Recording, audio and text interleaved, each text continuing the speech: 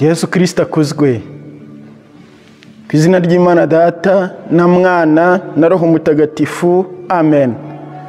Mubyeyi Bikira Mariya dutwikire, wowe watsinze se ikibi mu butumwa wahawe n'Imana Data na Mwana na Roho Mutagatifu. Mu izina rya Nyagasani Yezu Kristu, kugira ngo kano kanya Roho Mutagatifu atumurikire ibyo tugiye kuvuga, birimbura ububasha bwa nyakibi mu mitima y'abantu, kandi bitume Yezu Kristu umwana wawe yigarura imitima y'abantu bose, atsinda roho mbi zose ku bubasha bwa Roho Mutagatifu. Ndakuramutsa Mariya, wujine muhorana n'Imana, wahebuje abagore bose umugisha, na Yezu umwana wabyaye arasingizwa. Mariya Mutagatifu, umubyeyi w'Imana, urajya udusabira tw'abanyabyaha, kuri ubu n'igihe tuzapfira. Amen. Bavandimwe muri Yezu Kristu, ndagira ngo tuvugane akanya gatoya ku byerekeranye n'abantu bitwa Abarangi cyangwa Abarungi, bavuga ko basengera abantu bagakira, bavuga ko atari idini. None dufatanyije n'umubyeyi wacu Bikira Mariya, we wahawe na Imana Data ubutumwa bwo kumena umutwe se ikibi, reka duhange amaso Yezu Kristu, inzira ukuri n'ubugingo, maze tuvuge ibyo twagombye kuvuga nk'aba Yezu Kristu, kugira ngo ibyo binyoma bive mu mitima y'abantu. Bityo abo bantu se ikibi zigaruriye, zibashyira mu muryango witwa Abarangi, zibayobya, bityo nabo bakayobya abandi, bashobore kubohoka, kandi n'abari bari mu bishuko byo kujyayo boye kuzajyayo, bityo roho z'abantu zikire. Ijambo ry'Imana mu Banyakolosi umutwe wa 2 umurongo wa 16 kugera kuwa 19 bavuga batya: nuko rero ntihazagire ubacira urubanza mu byerekeye ibiribwa cyangwa ibinyobwa, cyangwa se kubera iminsi mikuru, imboneko z'ukwezi n'amasabato. Ibyo byose ni amarenga y'ibyagombaga kuzaza, ariko ukuri nyako ni Kristo. Ntihakagire kandi abavutse amahoro bakurikiza utugenzo tudafite akamaro, abamarayika bakirata ko babonekewe, bakurikije ibitekerezo byabo by'amanjwe.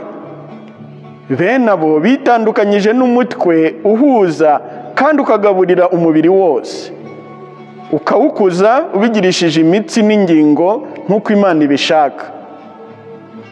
Iryo ni ijambo ry'Imana, ariko cyane cyane twibande kuri uriya murongo aho bavuga bati: ntihakagire kandi abavutse amahoro bakurikiza utugenzo tudafite akamaro, bagasenga abamarayika. Ndumva abitwa cyangwa se abiyita Abarangi bivugira ubwabo ko basenga abamarayika. Abantu rero bayobeyeyo rwose nimuveyo, kuko barababeshya. Ntabwo twebwe abakristu dusenga abamarayika, icyo ni icya mbere. Dusenga Imana Data na Mwana na Roho Mutagatifu. Ukwigisha rero gusenga abamarayika, nta mumarayika n'umwe usengwa muri Kiliziya Gatolika, ndetse na marayika Gaburiyeli, Rafayile cyangwa Mikayeli, nta mumarayika n'umwe usengwa. Turabiyambaza nk'uko twiyambaza n'abatagatifu, ariko nta n'umwe usengwa upfukamirwa ngo asengwe, kuko nta mumarayika n'umwe twita Imana. Kubera iyo mpamvu rero umuntu wese ugenda bakamutoza kwiyambaza abamarayika ngo asenga abamarayika bitwa Abarangi, ubu ngubu baba bamuyobya byanze bikunze. Nta muntu n'umwe wagombye kubyemera. Iri somo ryo mu Banyakolosi umutwe wa 2 umurongo wa 16 kugera ku wa 19 rirabivuga neza, ku buryo nta wagombye guta igihe ngo ayobera aho hantu. Noneho rero tudatinze, ndagira ngo dusubize muri makeya ibibazo bibiri bikunze kwibazwa ku Barangi. Ubu ngubu ubwabo bishyize ahagaragara, ujya ku mbuga nkoranyambaga ukabona amakoraniro yabo, ariko noneho ugasanga ibyo bavuga bitandukanye n'ibyo barimo gukora. bo baravuga bati ntabwo turi idini, kereka niba batazi idini icyo ari cyo. Abarangi ni idini, ariko si idini risenga Imana Data na Mwana ari umutagatifu, ni idini risenga abamarayika b'umwijima, ni ukuvuga idini risenga amashitani. Ariko rero rifite amasengesho, rifite, umuntu yavuga ati rifite imihimbarize yaho, ku buryo rero kuvuga ngo si idini baba babeshya abantu. Ikindi, ese abarangi baravura? Ibyo ngibyo nyine umuntu bavuga ngo baravura yaba atazi uburyo shitani ikora. Hari imikorere y'abapfumu cyangwa se n'abandi bose bakoresha ububasha bwa sekibi. Ubundi uko amashitani abanza kubigenza ni ukugaba ibitero ku bantu. Abagaho ibitero ku buhe buryo? Mu nzego eshatu. Icya mbere, kugaba ibitero ku buzima bwabo bakarwara. Icya kabiri, kugaba ibitero ku mutekano wabo, ntibagire ikintu, mbese bakabiba, ibyo bagerageje gukora ntibifate, ku buryo nyine bumva ko nta kintu cyabo, bavuga bati iki ni icyacu, n'ibindi byose byo kubabuza amahoro. Noneho ibyo byo kubabuza umutekano, hari noneho ibyo kubakenesha, kugaba ibitero ku bantu bikabagira abakene n'abatindi, ku buryo umuntu agira inyatsi atazi agakora ariko ntagire ikintu yunguka.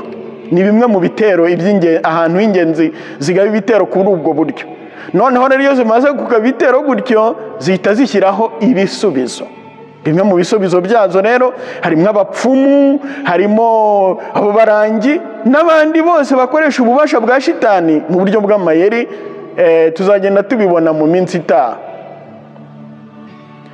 Umuntu wese rero uri mu barangi cyangwa se abandi babita bo bavuga ko ari abarangi, bakaba abana b'abarangi, ariko abandi babita barungi, abandi bakabita abashwekuru, abandi bakabita, hari n'amaparuwasi nyine yabise ngo ni kwa muyobya. Ibyo nibyo by'ukuri, ibyo byose ni sekibi ihari. Bo ntabwo bambwira ko batabizi, aya barabizi, ahubwo ntibumva ububi bwa sekibi. N'ikimenyimenyi, ntabwo iyo berekana ibyo bakora hari ahantu batajya berekana. Aho hantu ni ahantu hitwa mu rugege. Mu rugege rero ni ahantu hibanga, buri wese yinjira ahumirije agiye gutura insabo. Ibyo bita insabo ni amasengesho asaba shitani kugira ngo igire ikikora. Ariko ntibavuge ngo shitani, oya, barababeshya nyine uvuga ngo abarangi, ngo abamarayika, ariko mu by'ukuri nyine shitani ubwayo nyine tuzi ko ari umumarayika waciwe. Ibyo rero ntabwo bitangaje ko nyine guhamagara ngo marayika ikwitaba. Noneho icyo ni kimwe mu bintu nyine bidasobanutse, kuko iyo berekana imikorere yabo batajya berekana aho mu rugege, nuko nyine harimo ikibazo. Ni ukuvuga ko nyine kuko ibintu by'amashitani bijyana n'amabanga, buriya nyine baba bafite ibanga ryaho rikomeye, ndetse biranabujijwe kuvuga ku bantu baho bajyayo ibyo wabonye mu rugege. Ariko nyine kubera ko Yezu yatsinze sekibi, ibyo byose turabizi, nta kintu cyaho tuyobewe, kubera ko Yezu Kristu yabishyize ahagaragara. Abantu baveyo batanga ubuhamya, bavuga ibikorerwayo byose. Nawe rero umuntu ukiriyo baguteye ubwoba ngo iyo uvuyeyo urapfa, barakubeshya. Kubera ko Yezu Kristu yatsinze sekibi, wibyemera vayo. None abantu bajyayo bakababwira ngo mukomeze muhabwe amasakaramentu. Isakaramentu ntabwo bazi icyo ari cyo.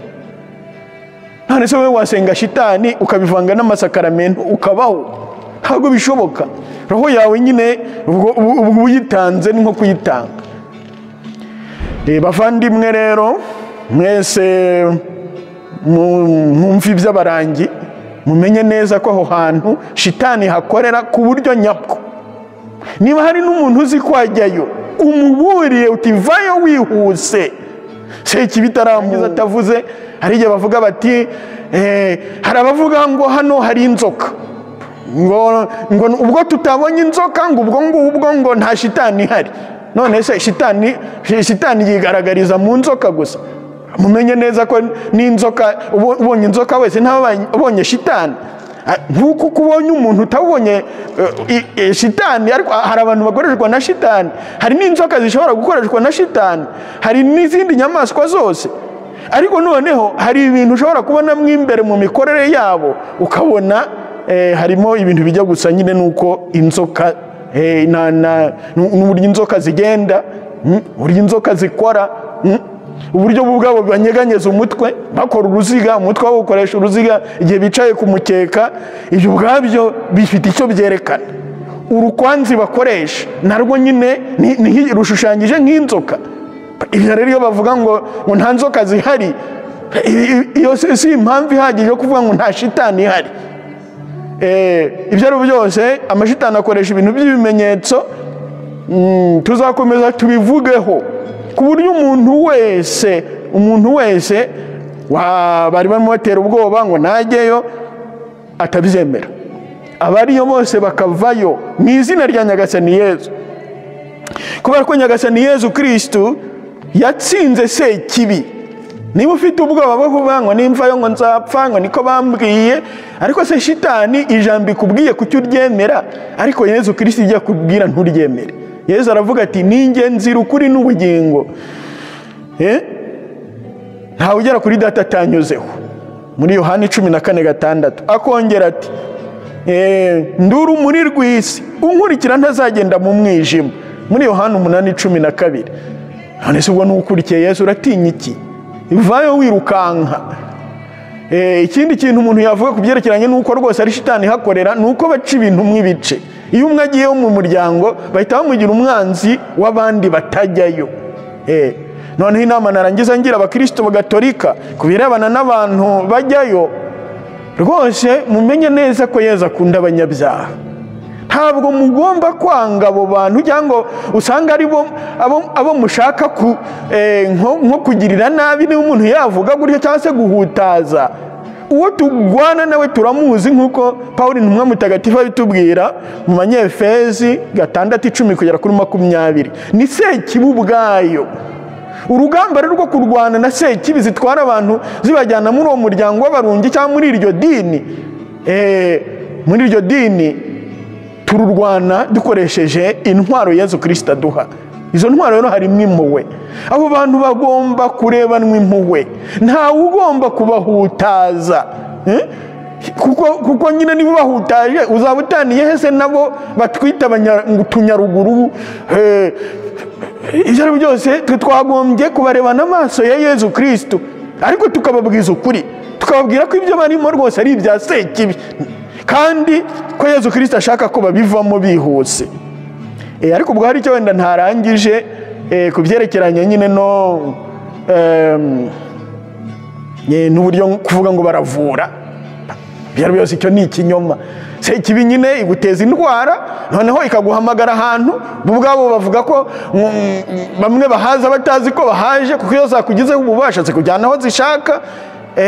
Iyo uhageze rero indwara yawe zari zaguteje ziyigukuramo, ariko zikaguhindura uwo kuzisenga. Kuko abantu rwose bajyayo barazisenga, bazisengera ku mukeka, bazisengera mu rugenge. Ayo mashitani ni igihero cyo kugira ngo abantu bose bariyo rwose baveyo mu izina rya Nyagasani Yezu Kristu, kandi babifashijwemo n'umubyeyi Bikira Mariya. Izina rya Nyagasani Yezu ribabohore bose. Yezu nabane namwe. Ushobora byose nabaha umugisha, Imana Data na Mwana na Roho Mutagatifu. Amen. Yesu, Yesu,